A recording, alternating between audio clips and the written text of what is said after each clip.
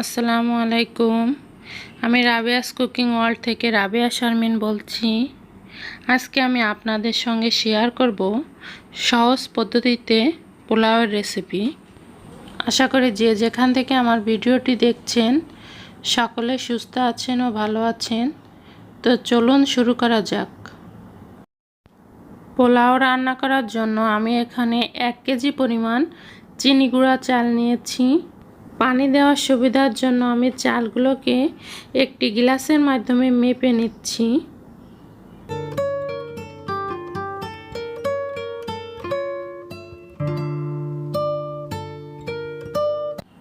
এখন আমি চালগুলোকে পরিষ্কার পানি দিয়ে ভালো করে ধুয়ে নিচ্ছি।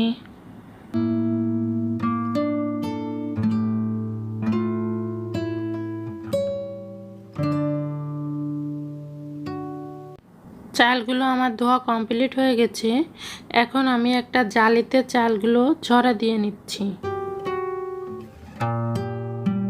15 মিনিট ঝরা দেওয়ার পর আমার চালগুলো এরকম ঝুরঝুরে হয়ে গেছে পানি ঝরে। এখন কড়াইটা একটু গরম করে আমি এর ভিতর 1 কাপ পরিমাণ তেল দিয়ে দিচ্ছি। এখানে আমি সাদা তেল ব্যবহার করেছি।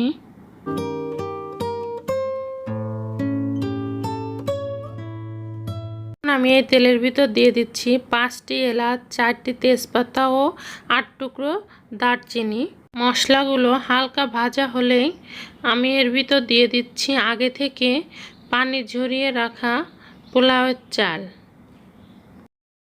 আপনাদের যদি আমার রান্না ও আমার চ্যানেলটি ভালো লেগে থাকে তাহলে অবশ্যই আমার চ্যানেলটি সাবস্ক্রাইব করবেন এবং পাশে থাকা বেল বাটনটি অন করে রাখবেন যাতে আমি ভিডিও দেওয়ার সঙ্গে সঙ্গে আপনাদের কাছে পৌঁছে যায়। আর আপনারা যদি অলরেডি এগুলো করে থাকেন তাহলে আপনাদেরকে অসংখ্য ধন্যবাদ। এখন আমি 2 চা চামচ লবণ দিয়ে দিচ্ছি।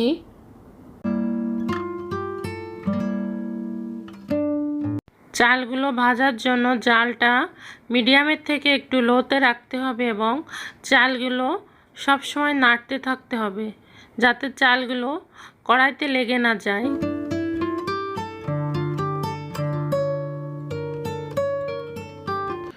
পনেরো মিনিট ভাজার পর আমার চালগুলো ভাজা কমপ্লিট হয়ে গেছে।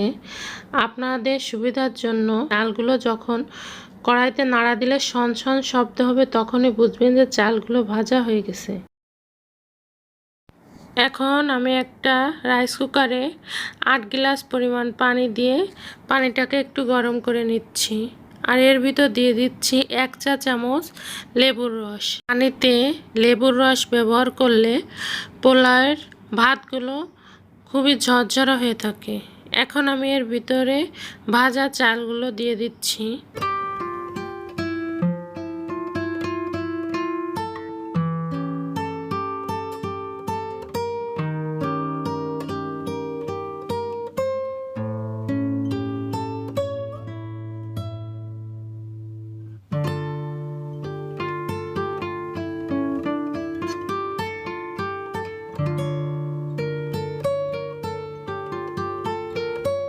পাত্রে চালগুলো দেওয়া কমপ্লিট হলে ভালো করে নাড়িয়ে ঢাকনা দিয়ে দিতে হবে।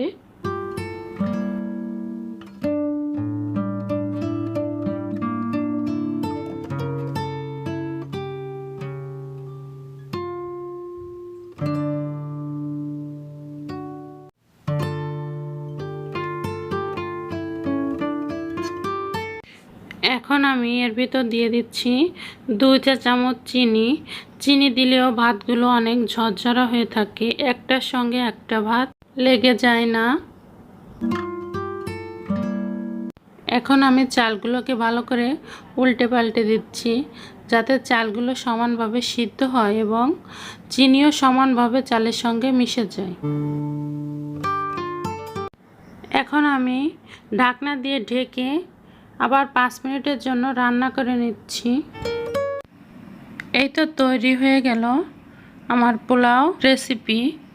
আপনাদের যদি এই রেসিপিটি ভালো লেগে থাকে তাহলে অবশ্যই বাসায় ট্রাই করবেন।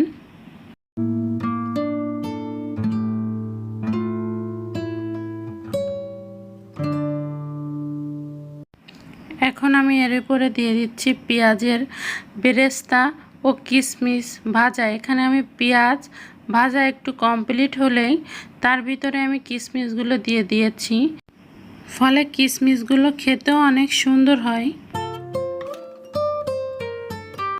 এতক্ষণ আপনাদের মূল্যবান সময় থেকে একটু সময় বের করে আমার ভিডিওটি দেখার জন্য আপনাদের সকলকে অসংখ্য ধন্যবাদ। আসসালামু আলাইকুম।